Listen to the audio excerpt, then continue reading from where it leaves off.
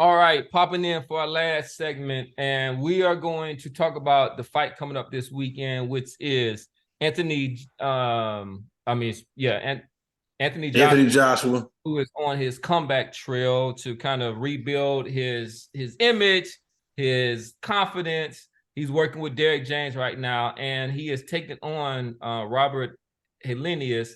But he was actually scheduled. This was supposed to be almost kind of a London derby. He was supposed to be taking on Dillian White, but Dillian White popped dirty. This is actually his third time popping 30. We won't talk about why he hasn't received any kind of extensive ban. Not really yet, but this is something that, right, it's kind of been plaguing Matchroom, at this. So before, so this fight is no longer on pay-per-view. This is on regular, for DAZN subscribers. This is on the regular subscription. And previously, Matchroom had a pay-per-view fight between Chris Eubanks Jr.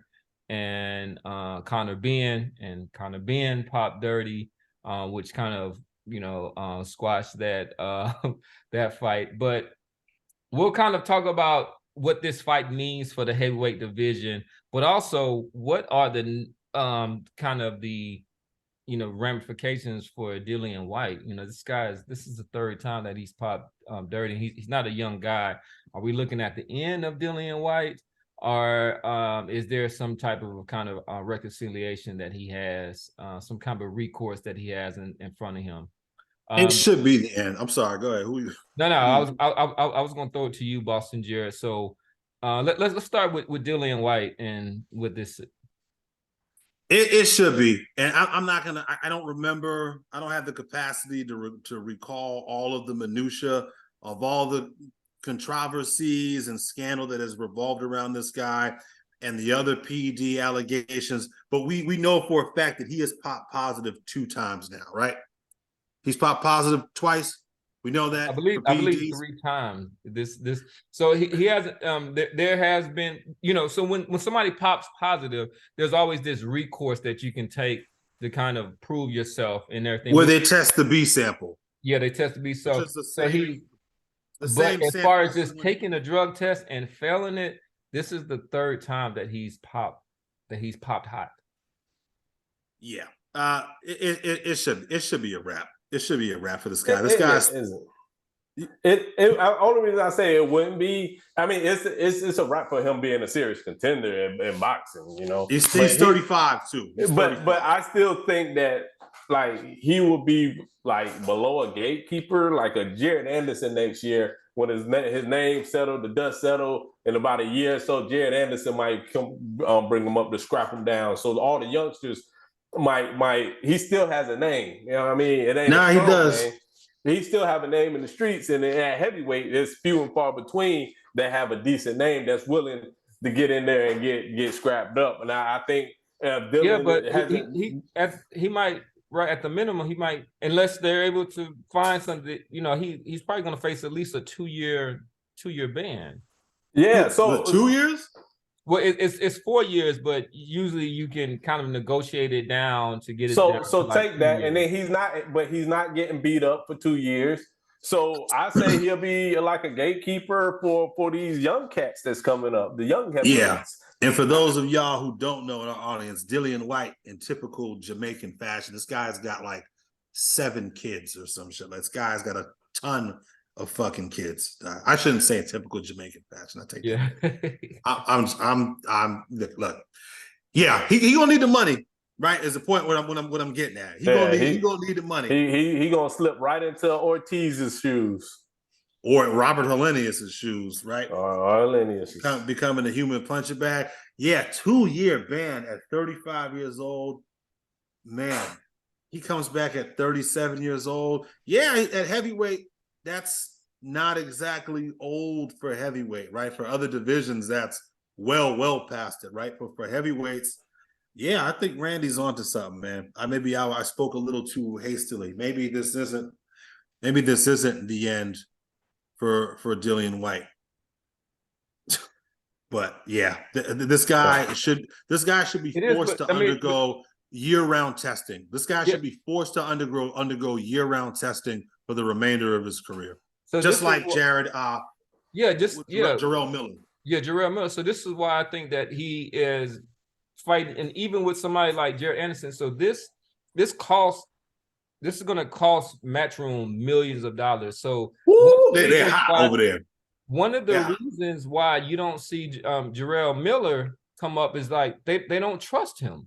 They don't trust him. So at the same time, if you have somebody, you're building up this big card for Jared Anderson or doing that, you're not going to bring in somebody like a Dillian. But that's what I'm saying. In 2 years from now, he ain't a big card. He is a name. And then you have a plan B for a name. So it ain't no pay-per-view. The pay-per-view days are over. Him being like a headline fight days are pretty much over. He's just a punching bag for an up-and-comer in 2 years from now. So if he pissed hot the day before, you can, you know what I'm saying, just bring your plan B in and keep it moving. Where was this fight supposed to take place? In the UK. Right?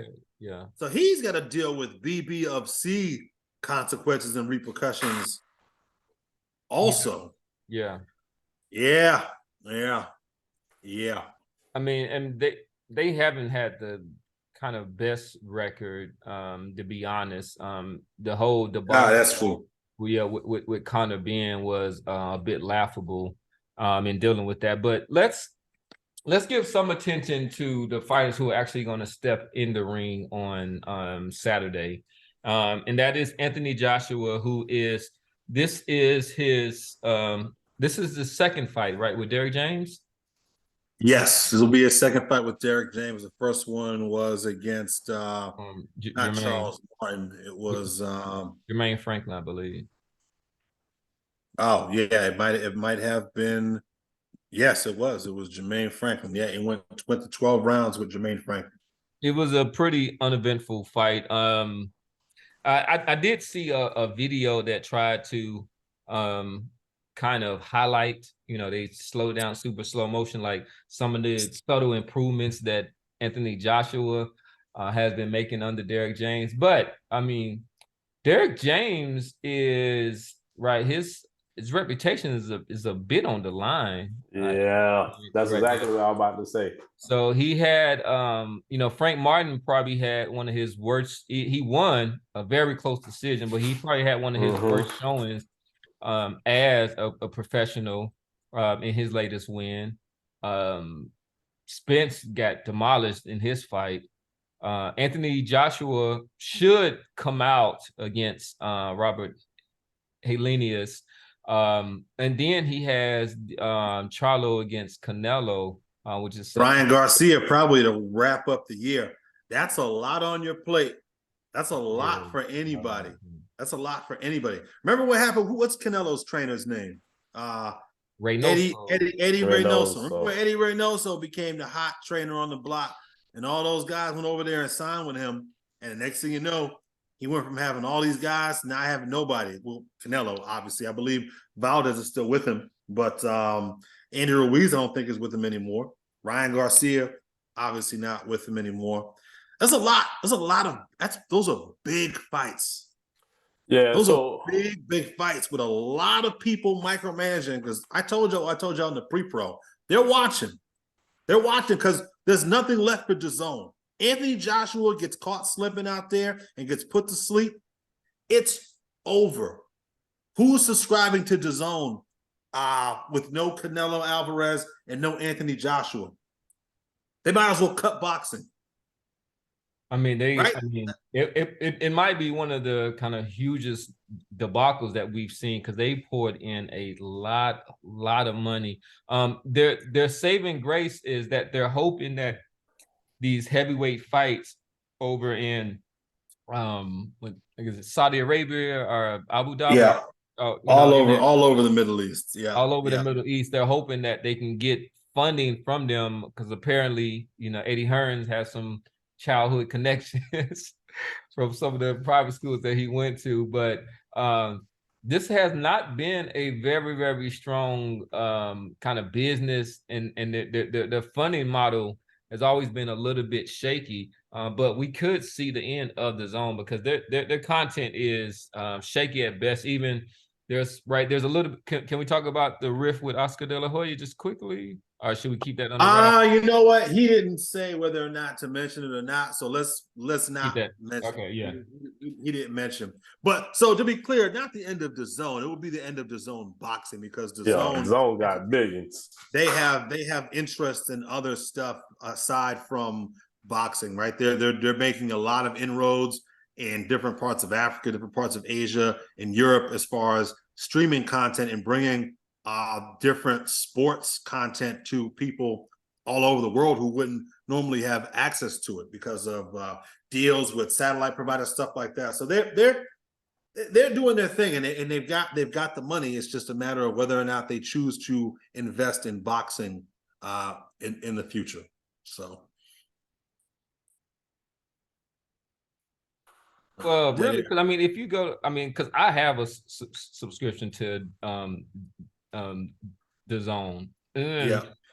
I mean, if you go on their homepage, I mean, they do have some other. They have some racing content, a little bit of. That's huge. I mean, that's big in certain parts of the world, though. If you believe it or not, I mean, yeah, that Formula One shit. Yeah, and that F1 is. But if you go to their homepage, it just all the content is boxing. It's like this, like to me, that seems to be their money maker. I mean, but it ain't though. Well, so from what I understand, the content that we get for DAZN North America is not the same because of broadcast and TV rights. The content that a DAZN subscriber gets in Africa or pick a part of Asia is not going to be the same as the content we get here in North America. I'm not sure if that's accurate or not, but based off the conversations that I've had, the content varies based off of where you're subscribing. I mean that would make sense. I think I might be wrong on that. I don't know. I wouldn't argue with that. I mean that would make sense, right? Because you wouldn't. One of their channels is darts, and you just not gonna find. But they have darts, pool, motorsports, triathlon, sailing, chess, gymnastics, basketball. So there is a plethora of content that is available, and they're probably there was a windfall of cash that came in from this past week's fight that like we don't talk about those gimmick fights, but there was some money to be made off of that. That's right. I forgot that Jake Paul has an agreement with DAZN now, right? Yeah. So But what about AJ?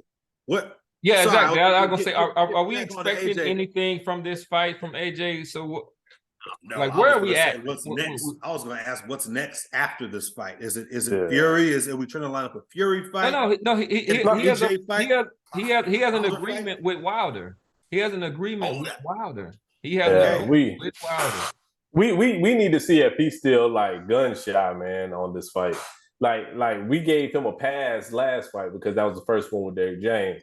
This one, both of them on blast. We trying to see if we see any improvement with Joshua, and then we're trying to see if Derrick James' style is truly legit, especially after Antonio Tarver called them out after the Spence. I saw that. That was hilarious. What did he say? Hold on. Educate me a little bit. He was saying it's like a curse. What you box of the year curse? Ain't that what he said? Trainer of the year curse. Trainer of the year curse. And so I mean, right now it's showing the truth. But one thing I did want to say was Charlo has a assistant trainer. I forget his name, and they were talking about him last week on another boxing show. And he was like, he's been with him ever since he had the draw against. That's interesting. Probably should have brought that up in our Charlos segment. Casano gets the draw against Casano. So he's been with him Derrick James is the head trainer, but Charlo is not without. Ain't nothing wrong with that. I mean, Bud has got Saul. He's got two trades. He's got Bomac. He's got Saul. I mean, Yeah, and some of the that was the reason. all-time great fighters. Is it Guzman? Is it Guzman? No, I don't think it's Guzman. I don't know. But ain't nothing wrong with that. That's It says good for Guzman Jamel, is though. now a trainer, most notably assistant trainer. What's his first name? Juan Guzman. Yeah, Juan Guzman. That's you right. Good. I keep That's thinking, good for him. So, I don't know much about Juan Guzman, but that's good that he's got another trainer. That's a good thing to me. So Juan Guzman was, if it's the one that I'm thinking about, he was a pretty good fighter back in the day. Yes, if it is the same Juan Guzman. The same one, yeah. So that's again, this is an AJ. It's supposed to be an AJ segment, but no, but like I said, both of them are on the spotlight right now to see if this marriage late in the game, because it's hard to teach your old dog new tricks. The only person, if it was me, I would have said go to Crump and learn that big man style up there. But well, that would have been tough. That'd have been a tough sell given that. Yeah, they got Fury.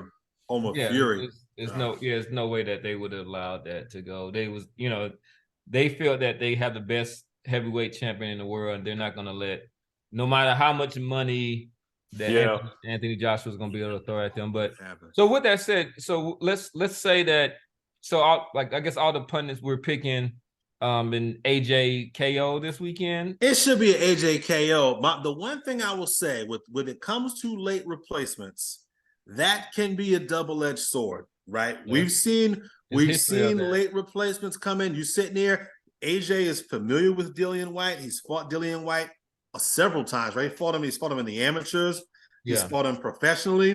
Yep. There's a comfort that comes with that familiarity. And for a guy like AJ, given where he's at in his career right now, that extra comfort, I think, is a bigger deal than it might be made out to be. Robert Helenius, based off his last performance, right, which lasted all of 50 seconds. How long did it take for Deontay Wilder to ice this guy? Just a little known, he actually had a fight this past Saturday. It was a 3-round KO. So he didn't take any damage, and they said that he was in shape. I just know because I mean, but it went under. He fought last Saturday. He fought last Saturday. Give a date for the audience here, so I'm pulling it up right now. But for Robert Helenius, he fought, and I'll tell you where he fought. The 5th of August. He fought the 5th of August. He fought somebody who was 6-0. I think they said they fought in a castle or something like that. Sounds about right in typical Viking fashion or whatever the fuck. Exactly. Yeah. Look, I don't know how Helenius looked in that fight, but he should not pose any danger to AJ. That being said, Robert Helenius is a massive human being. Yeah, right? He's a big motherfucker. And you can't let a big motherfucker land a clean, hard shot on you. That's part of the reason that makes one of the redeeming qualities of the heavyweight division is that fact right there, that at any time, at any moment, in any fight, somebody can just go to sleep. So, yeah. All right. So AJ's got to come in and take this guy seriously, and don't try to do what Wilder did. Right. That's the other thing. Don't try to do what Wilder did. Fight your fight. I don't care if the shit goes 10 rounds or if it goes 10 seconds. AJ needs to fight his fight, man. Because that's going to be the big talking point at the end of this fight. It shouldn't be, but you know it's going to be, right? AJ goes 8 with Helenius, right? Where Wilder was able to get him out in however long that fight lasted, man. And hopefully Derek James is harping on that point. Like, hey, fight your fight. I know I guess there's an agreement, like Cam said, there's an agreement between him and Wilder that's in place, which I didn't know anything about. I'm gonna have to go look that up. But he has got to fight his fight. He cannot be worried about knocking this guy out in 45 seconds. That's how you get caught. And in the heavyweight division, you can't get caught, because you get caught once, that could be the last thing you remember. So with that said, what happens if Joshua loses this fight? It's over. It's over. Yeah, it's a wrap. The whole that Derrick James crew is a wrap. Flipback. Yeah. Not just maybe not for Derrick James.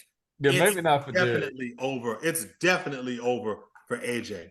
It might be over for DAZN boxing too. Yeah, that was no Canelo. We said AJ. No Canelo, no AJ. Forget about it. Yeah, They'll cut the pull. No.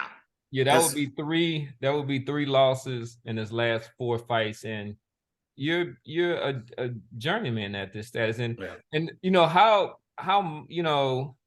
far the mighty will fall, because at one point this was the guy who had the best resume as out of all the boxing champions. You know, at heavyweight. At heavyweight, as all the champions at heavyweight, he had the best resume, and to see this, it would not be good. And I think that I think mentally he wouldn't be able to really kind of overcome this at all. Like he's still struggling mentally to kind of deal with some of the demons that he's fighting off. But a loss to Robert Helenius, and I think that we would see the last of Anthony Joshua, and probably a $40 to $50 million payday against Wilder, which would be cast away. But they are scheduled. They were scheduled to fight in December, but this had to be. So what it was supposed to be is that Wilder was going to have a fight with Andy Ruiz, and then Joshua was going to have a fight with Dillian White. And then the winners after that were supposed to come and fight in December, but this is boxing. And the fight against Andy Ruiz did not materialize for Wilder. So I guess is going to sit out. You're going to be sitting around. Yeah, right.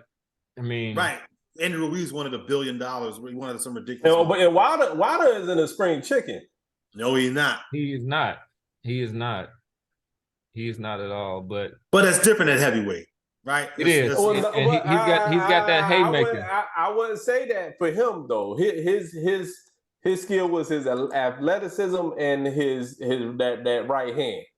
And his reflex, right? His kind of that's what I'm saying with his athleticism. So you get up there on the age, you're gonna lose those reflexes, and he's still gonna have the power is the last thing to leave. So he'll still have the power, but he ain't gonna be able to get out. He'll be George Foreman. Yeah. So by the time that Wilder gets into the ring again, he will be 38 years old. Sounds old, but different for heavyweights, right? At 38, it's a little bit different for heavyweights. It's like quarterback in the NFL, right? You know. But I'm arguing that that's not the same for Wilder. Wilder, like when you think of traditional heavyweights, you like slow foot prodding, both of them take a shot, give a shot. I don't think Wilder can take that many shots. You know, his frame, he ain't. No, you seen those legs? Yeah. No, that's true. So he can give a hell of a shot, but I don't know if his body can take heavyweight shots like a traditional heavyweight. So would anybody be bold enough to pick Anthony Joshua over Wilder? No. We gotta talk about it after this fight, man. If he looked amazing. That's a good one. I mean, what amazing against Helenius? That's the other thing. This is really. I mean, if he shows some in out, if he can, you know what I'm saying, look like he's been training to avoid a right hand, maybe. But it just in no circumstances ever would I ever pick Anthony Joshua to beat Deontay Wilder. There are they'd have to cut Wilder's right arm off completely at the shoulder, not just at the elbow. They would have to give him cut his arm off at the shoulder, and then I would consider picking Joshua over. But you gotta understand, Wilder haven't been in the ring. He did that Helenius with 30 seconds, and then it was like 2 years before then. So it's been like 4 years, and he only have like 30 seconds worth of ring time. Yeah, that's the PBC way though, man. That's No, how that's all the dudes operate. I'm sure the promotion company wanted Wilder cash cow. It did, but that was Ruiz. Now, based on what I remember reading, what I've seen from the interviews on Fight High, Ruiz wanted a ton of money for that fight, and I don't, for whatever. I guess it was too much money. I don't know. I always thought that was a decent fight, but I guess they saw both of their pay-per-view numbers. It was a decent fight. I mean, to get, I don't know. Andy Ruiz is kind of feeling himself a little bit too much, and that was the reason why he wasn't even considered as a replacement for the Dillian White, because as Eddie Hearn said, he wants like $1 billion, and he just I don't know. He seemed like he's just holding out to kind of cash out or something like that. I'm like, and Ruiz, his last fight was against Luis Ortiz, I believe. And was it? I thought it was against what's the Areola? I thought it was Areola. Nah, it was Areola before that, and then against Luis Ortiz. Yeah. Oh wow, man. Yeah, so that was in September of last year. So it'll be, by the time he gets into the ring, it'll be at least about 18 months since he's last fought. It looks like maybe around 16, 18 months. But yeah, he fought Chris Areola in May of 21, and then all the way in September 22 is when he fought Luis Ortiz. And but all right, I believe that's what we have for our content for this week. We want to give a shout out for Coach Day, who wasn't able to make it with us, but he will be back with us in another episode next week. This is your man, Professor Nils. I'm signing out for Boston Jared, the Casual Rand. Don't forget to like and subscribe. Oh yeah, please like and subscribe. Instagram account, Pundits of Pugilism.